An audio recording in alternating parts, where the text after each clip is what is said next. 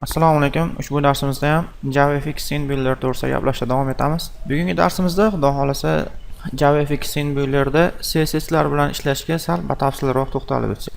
JavaFX Scene Builder dasturini ochib olganmiz. Bu joyga Anchor Pane tashlasam. 2 marta chertaman Anchor Pane tashlash uchun. Anchor Pane'da mana tashladik. Anchor Pane'ga endi xohlagan kontrolimizni qo'yishimiz mumkin. Hozir mana library'ga button deb yozsam, button so'zi qatnashgan hamma klasslarni menga ochib beradi. Menga buttonda o'zi kerak, tugma kerak mana. Anchor degani o'zi langar degan ma'noni anglatadi. Ona tilimizga tarjima qiladigan bo'lsak, shu Pane'ni dengiz deb tasavvur qilsak, bu dengizni ichida suzib yurgan mana kemalar bizni kontrollarimiz bo'ladi. Xohlagan joyimizga surib, o'sha joyga langarini tashlab to'xtatib qo'yishimiz mumkin. Istagan joyimizga kontrollarimizni qo'ysak bo'laveradi Anchor Pane ustida.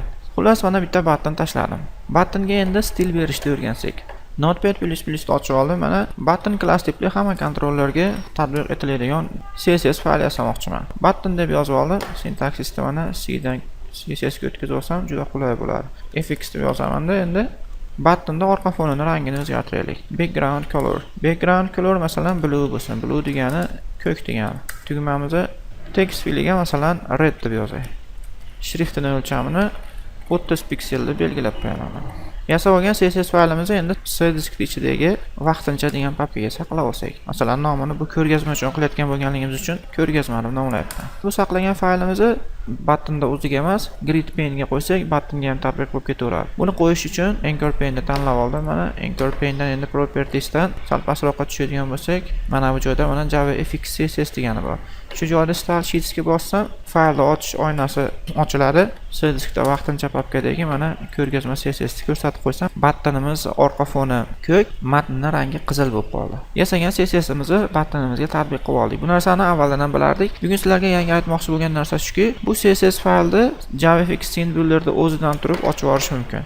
Hozir ayni vaqtda ochiq turibdi. Bekitib olsam, qaytadan ochish uchun mana bu menyusiga kiramizda ro'yxatdan open degani chiqadi. Shuni bossam ochib beryapti mana faylni. O'zim ishlab turgan operatsion tizimda CSS fayllarni ochish uchun Notepad++ dasturini ishlatadigan qilib qo'yaman. Adashmasam sizlarda agar Windows o'rnatilgan bo'lsa, odatda Windowslarda Blocknote, Notepadni o'zi bilan ochib beradi. Yana sizlarga bitta aytmoqchi bo'lgan narsam shuki, FX background color turibdi, blue berganmiz. Agar men shu joyda yellow deb berib, faylni saqlaydigan bo'lsam, fayl saqlab bo'lishim bilan yasagan buttonimizning orqa fonining rangi mana CSS larda o'ziga ham shu joyda qiymat berish mumkin. Misol uchun mana hozir buttonda sichqoncha bilan chap tugmasini bosib tanlab olsam, mana shu joylarga ham CSS ni o'zi o'rnatib qo'yish mumkin. Boshqa xususiyatlarni ham o'zgartirsak bo'ladi buttonda CSS bilan. Shu joyda masalan style turibdi. Fill bersam text fillni ochib beradi mana.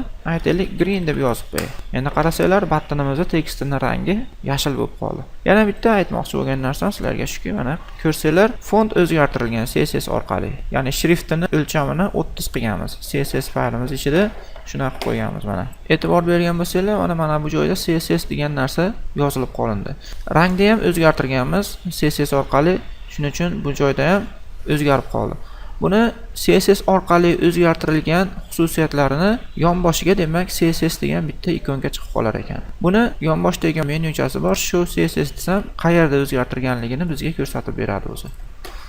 Buttonimizning tekstining rangi ham CSS orqali o'zgartirilgan. Buni show CSS deydigan bo'lsam, qayerga boryapti? JavaFX CSS ichidagi style ga boryapti. Mana bergan stilimizga boryapti. Bu buttonimizni hozir e'tibor qilsanglar, matnining rangini CSS ichida ham o'zgartirdik mana. Red qildik. Bundan keyin buttonimizning matnining rangini properties dan ham o'zini xususiyatlaridan ham mana bu joyda o'zgartirib qo'ydik. Odamni nihoyatda chalg'itadigan holatga ro'para kelib qolamiz mana shunaqangi vaqtlarda. Bunaqangi holatlardan ehtiyot bo'lish uchun JavaFX Scene Builderda alohida bitta menyusida qismi bor. Mana view menyusiga kirsak, show CSS analyzer degan menyuni qismi bor. Shu menyuni qismiga bosib pastroqqa tushsanglar, mana shu buttonda qanaqangi stillari bo'lsa, cascading style sheet orqali nimani o'zgartirish mumkin bo'lsa, qayerga qanaqangi qiymatlar o'rnagan bo'lsa, hammasini ko'rish mumkin. Masalan, mana hozir pastroqqa tushsam, font size da o'zi default 12 bo'lishi kerak ekan. Bu style sheet ichida bergan qiymatimiz 30 px bo'libdi. Bu ko'rgazma CSS faylda ichida berilibdi mana. Yana ham pastroqqa tushadigan bo'lsak, mana buttonda orqa fonining rangi sariq ekan. Buni ham ko'rgazma CSS faylda ichida style sheet ichida bergan ekanmiz. Undan ham pastroqqa tushadigan bo'lsak, mana buttonga yozilayotgan matnning rangi o'zi qora ekan default. Style sheet fayl ichida qizil o'rnagan ekan mana ko'rgazma CSS faylda. Endi inline styles ichida mana bu joyda text fieldi green deb qo'ygan bo'lganligimiz uchun green oxirida turib, demak yakuniy qiymatlarni inline styleda berganlarni olar ekan. Sizlarga yana narsani aytib qo'ysam, mana masalan scroll pane'ni olsak, mana scroll pane'ni olib kelib anchor pane'im ichiga qo'ydim. Endi qarasanglar CSS picking mode degani bor mana. Sichqonchani kursori CSS picking mode ga o'tgandan keyin sichqoncha orqali tanlab, misol uchun biz misolimizda scroll pane'ni istagan joyiga stil berishni o'rganishimiz mumkin. Istagan joyiga.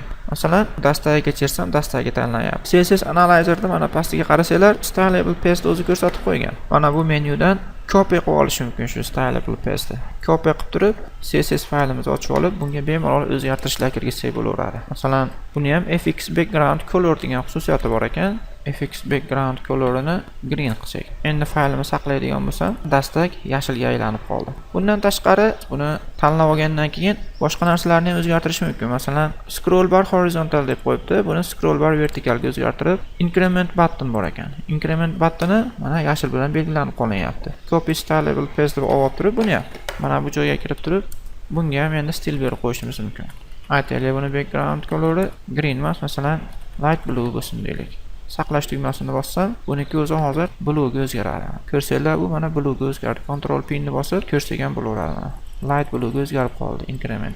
Xullas, ushbu darsimizda sizlar bilan JavaFX Scene Builder orqali CSS lar bilan ishlash yuzasidan gaplashmoqchi bo'lgan narsalarimiz shulardan iborat edi. JavaFX Scene Builder to'g'risida gaplashdik, xudo xolasa keyingi darsimizda ham yana davom etkazamiz. Shu bilan keyingi darsimizda ko'rishgunimizcha xayr, salomat bo'linglar.